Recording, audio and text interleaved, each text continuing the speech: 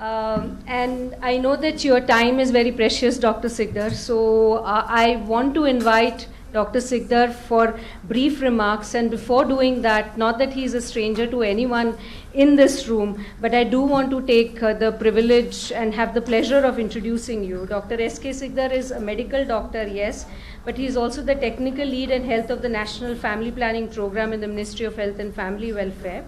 He has advocated for and has been instrumental in implementing strategies to expand the basket of choice, and I think that's particularly important for the discussions that we've had today.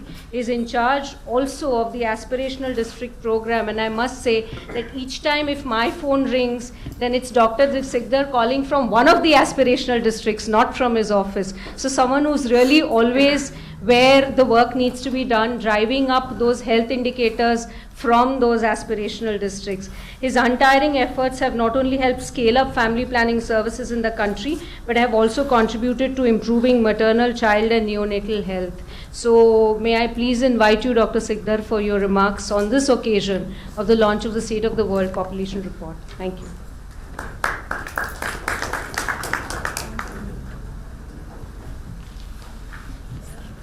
Thank you. Thank you for such a generous introduction.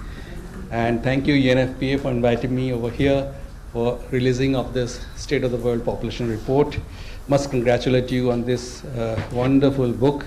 As Ina was mentioning, I must say that probably this year the book, although I have not read it line by line, word by word, or page by page, this has been a very refreshing change in the way that the document or they write the report.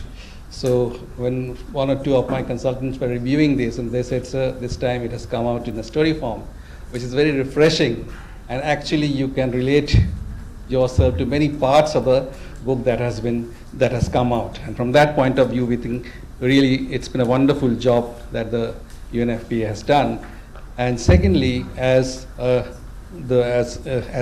has been mentioned before, we are in a way at the halfway mark. If you say 50 years of UNFPA and 25 years of ICPD.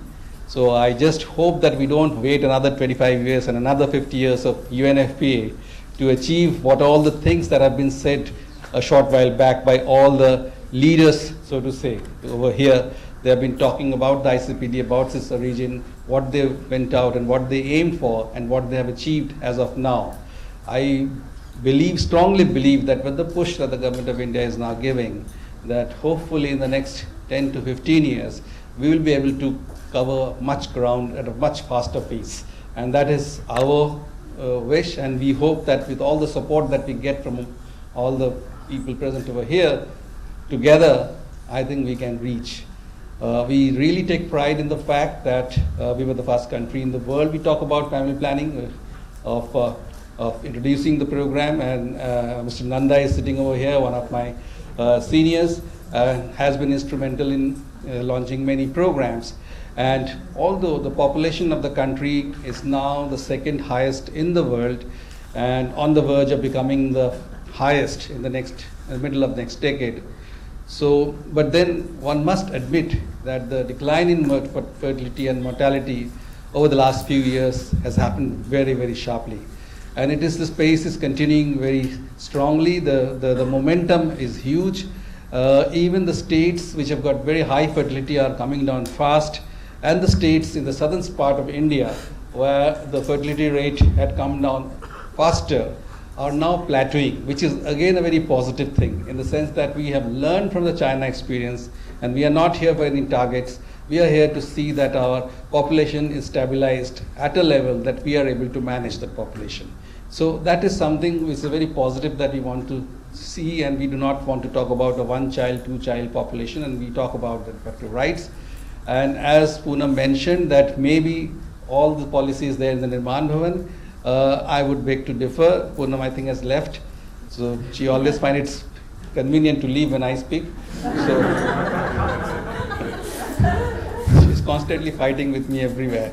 So anyway, the point that I'm trying to make is that we actually, as Dhanashree you mentioned, when we move from aspirational district to aspirational districts or Mission Parivar Vikas districts or to the difficult districts across the country, when you talk to the ASHA on the ground, there is a totally different story.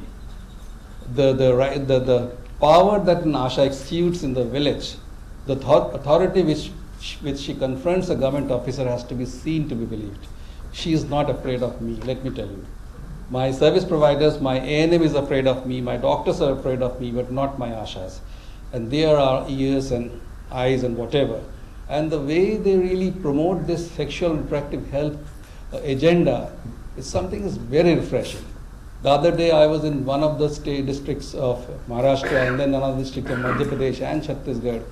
There I could ask those particular Ashas, how do you distribute these contraceptives to the male clients? Of course, I have to first gain their confidence. They will not tell me right away. So I would sit with them for half an hour, sit with them, the whole group, gain their confidence, and then I start talking about the provision of the contraceptives. And then they would come up, this is not an issue at all, we have all grown up together, so they know, get it from us. Why would they go to some other facility, all the way walk down? They get it from us, this is not an issue at all. Then I ask them very specific questions. How do you tackle the adolescent? Do they come to you for any contraception? Then they would tell her very clearly, yes, sir, even the boys come to us, the girls come to us. Then I ask them, what do you do? Some of them asked me, what should I do? And some of them said, we give it. I said, yes, we do not stand over here and we should not be moralizing. We should not be judgmental. It is something, a natural thing. At least it's much better than having an unintended pregnancy or all the stigma that comes out later on. So that is the way the person, the community level worker is able to tackle at the ground level is something for us to really understand. That's what I'm saying. The change has come very fast and it's coming very, it's spreading across the country where our community health workers are empowered and well trained. And there we are finding the sexual reproductive health problems are being tackled better.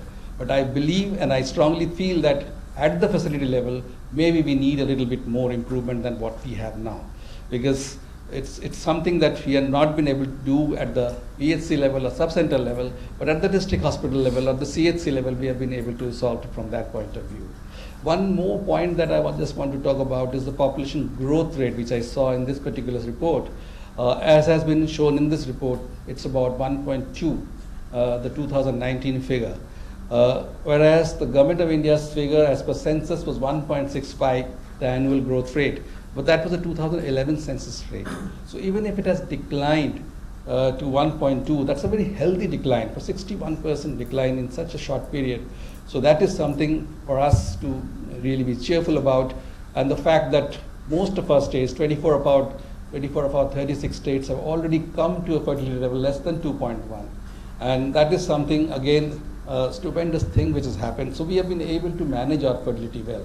So I don't talk of population control. Our government does not talk of population control, and that is not our agenda at all. We've totally shifted the agenda, and the agenda has not shifted in Nirmandavan, it is shifted across the country. What we are talking about is not population control, it's actually population management.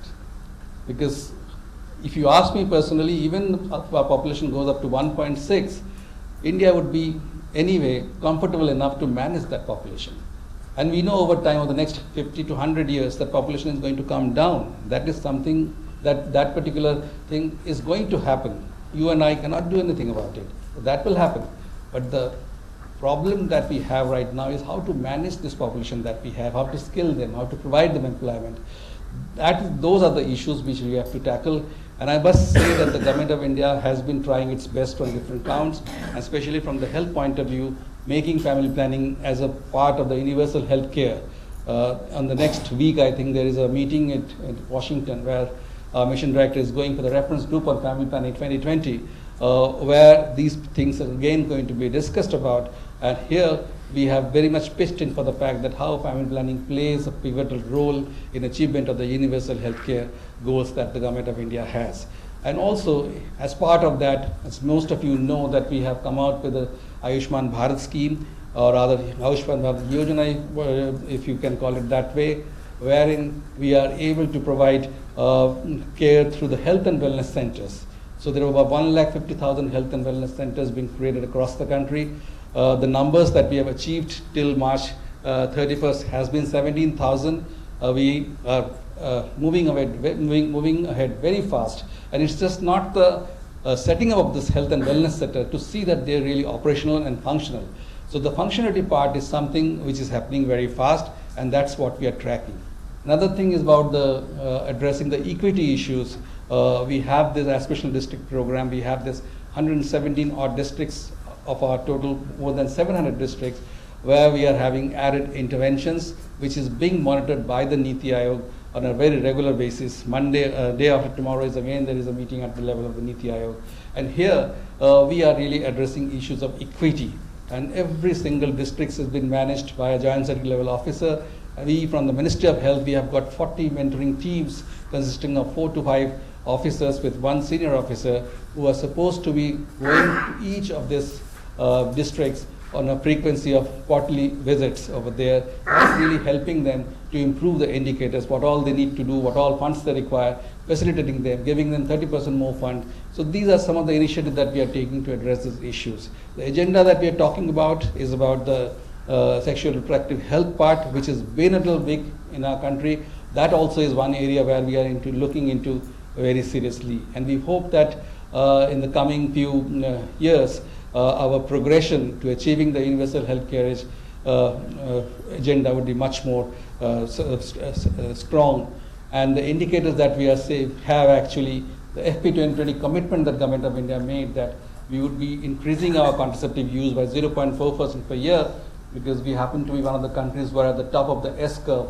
Those of you who understand the S curve, that being the case, we are achieving that particular percentage. And also we had a target of 74% demand satisfied by modern contraception for 2020. We already have achieved that particular indicator.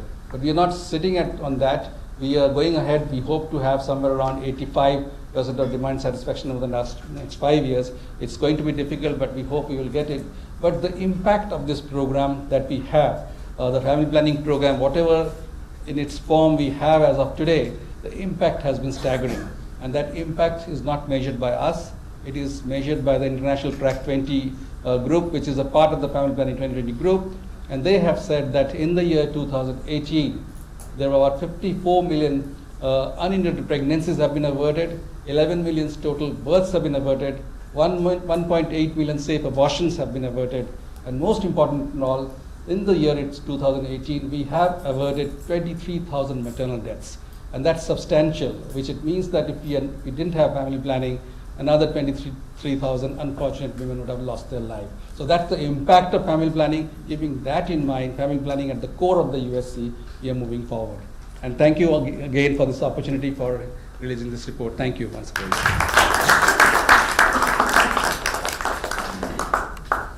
Thank you so much for such detailed and very insightful remarks. Your ability to throw numbers out without referring to any paper has always been spectacular, and has been so today as well. But I think what you rightly said is, while much work needs to be done at the facility level and we are operationalizing the health and wellness centers, the promotion, or rather the taking forward of rights and choices, is being led on the front lines by the Ashas.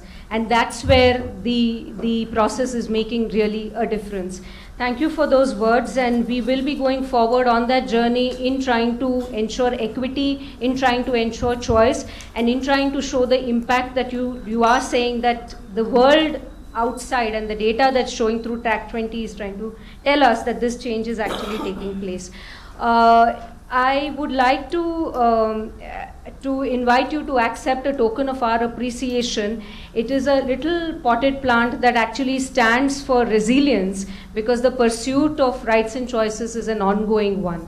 So marking and celebrating ICPD, yes, but also continuing the fight for rights and choices.